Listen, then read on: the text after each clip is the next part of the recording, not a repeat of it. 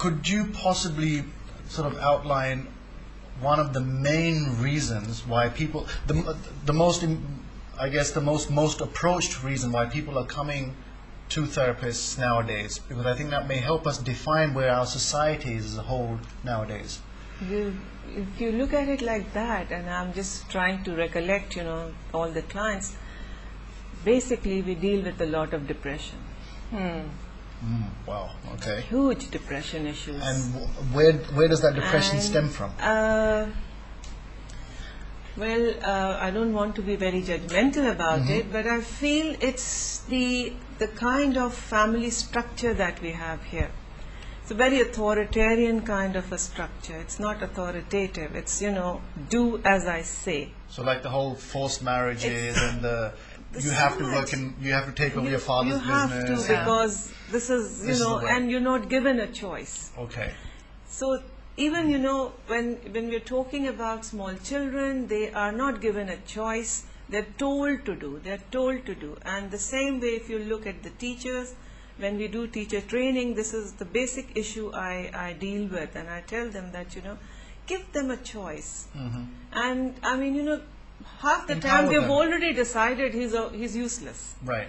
Like we say that by the time you're 5-6 years, you've already written your life script.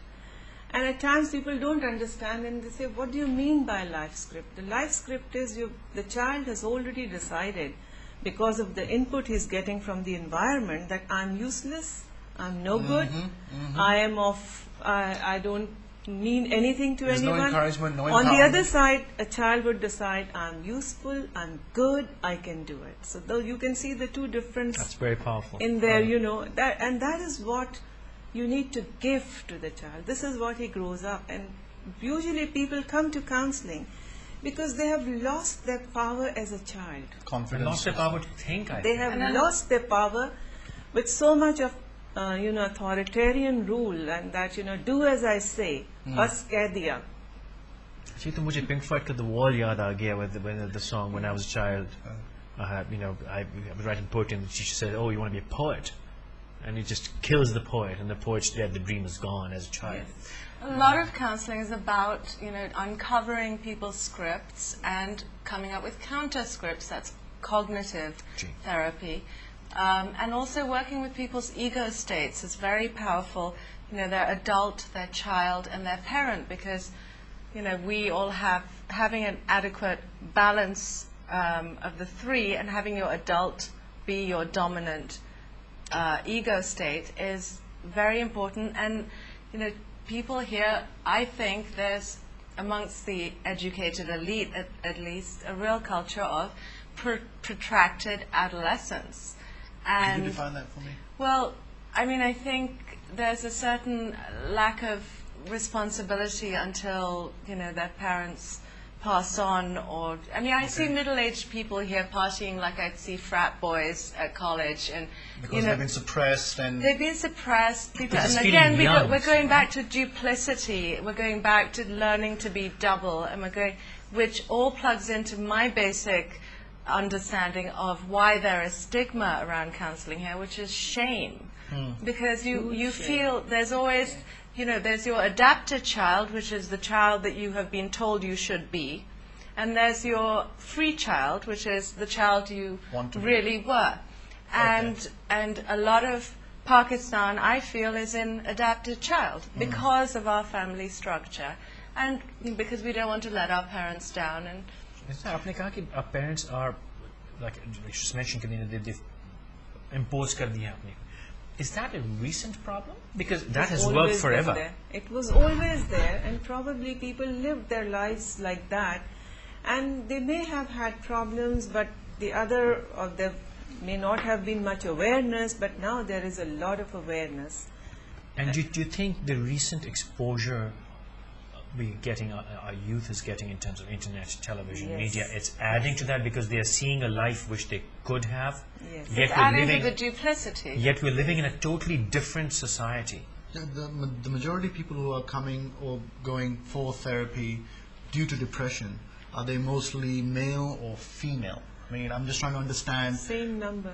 Really? Yeah. And the In my women, practice, same number. the women who go for therapy due to depression, what are the reasons that what are the reasons for their Are depression? they typically just career related, or are they general life related? It's generally life related. Example would And be you know, marriage is going sour, other relationships going sour, or you know, not being able to sort of, you know, not being, at times they're not able to face themselves. I'm just curious, when you say marriage is going sour, so if a woman is coming to you, she's depressed because her marriage is not working out, what is the reason? Is it because she was forced to, like you were saying earlier, she's forced to marry someone and it's now 10 years down the line with a couple of kids and she's realized, I'm not being able to reach my potential, I could have done this or I wanted to do that. I don't think so. It may be one of the reasons, but I suppose that, you know, some women, they grow on, they move on, and at times, you know, at times you grow differently. And so do men then. And so men also, both you know, they can grow differently, and but then we all of a still- sudden it's not working And we anymore. still- It's a global issue. What? It's a global But issue, yes. how Well, is we it- still have the concept that it is noble for a woman to be self-sacrificial. It's like, you know, as Umar asked you, what are the topmost reasons people come to therapists for, and you mentioned depression. Am I right to assume that depression really covers the largest spectrum of Yes, patients, it and does. all of the problems are stemming out of the depression? Because when we are talking about depression, you know, what a client feels or what a person feels at that moment is, you know, they have very low self-esteem, and they feel very as if they can't cope with life. So, I mean, there may be any reason, but you know, it just boils down to depression, and they start with that. Then when you keep on exploring and going on to reaching their potential, then you are able to sort of, you know, really come to a point which liberates them. That's excellent what you said. So it's really your failure in the self, which, Yes. and for whatever reason that may be, that pushes into the depression, and the depression leads to multiple problems. It does. What typically are some of the reasons which in our society could lead to their feeling of failure? Basically, I think that, you know, if you look at a person, we all have a self-concept, G. okay? And that self-concept is based on competencies. I mean, physically, socially, how competent you are, or emotionally, how competent you are, intellectually, how competent you are. Now, when you combine all this, the total aggregate is your self-concept. Now, how you value that self-concept is your self-esteem. If you don't value what you have, then how are you going to become a fully functioning individual? And that is very important. That has to come from the parents, from the teachers, from all the environments that are, you know, the ones which are handling the children. I mean, look at this. The mother may be a PhD, the mother may be highly educated, but if she's going to leave the children with a nanny, Which is the norm. which is the norm, and Majority you of the don't cases, have to yeah. look anywhere, go to any birthday parties, Yeah. and it's a nanny culture now. And you see them, I mean, I really, when I see that, I really wonder that, you know, how I find it very criminal. And there's You are really Sorry, taking that, the right of the child. He needs his mother. So one thing was failing to compete, or failing to be what you are, is one reason for depression. But then what you just stand on right now are your experiences as well, which could also lead you Oh, into depression, yes. which would probably Oh, be yes. maybe sexual abuse as a child, well, which is quite rampant. Because you, what are you today? You are what you have learned to be. Right. And If you look at that, you are what you have in learned to our be. culture, what are the typical experiences as a child which you come across? Sexual abuse is very much there.